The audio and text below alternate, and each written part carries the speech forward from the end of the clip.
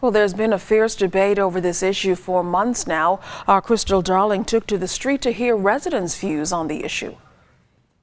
With the legalization of marijuana for medical purposes being discussed at the CARICOM Heads of Government meeting this week, we took to the streets to find out the views of residents on the legalization and medical benefits. There's been a lot of studies and surveys done in the U.S. and abroad about, the benefits, stopping seizures with children and helping with Alzheimer's and all of that. So I support it. I even support the recreational aspect of it. It's a good way to make money, boost the economy, and also get the baby people back into farming. To see it in the shop would be just another, norm. It'll be a part of what we see when we go away. We need to get on, stream with where the world is going and, get on par with the rest of the world.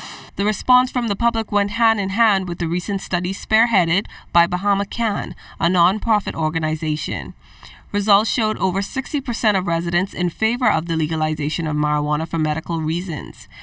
However, some individuals we spoke to strongly feel if the process is not properly regulated, it could have a negative impact in our society. I'm not so much for the recreational marijuana, but if medical marijuana is going to help somebody feel better, reduce the pain, help with some sort of ailment, then I'm all for that. The question has been presented to us currently. I support the legalization of marijuana for medicinal purposes, right? Ultimately, I think we need to lift the prohibition, which is slightly different from legalizing, right? And has different political and economic implications. But the question of medical marijuana is an absolute yes. If that could be regularized in the proper manner, with law enforcement and everything working on board with each other, government working with them too to make sure that everything is in line with protecting our people against abusing the marijuana, then I say I would think again about it. Chairman of the House of Rastafari, Chief Blyden, feels if the drug is legalized, the Rastafarian community would like to be recognized and get its fair share of the benefits. As Brother Miller has said, that the snakes and vultures are coming out. And we don't want to be put on the back burners when we was agitating for years to see this day.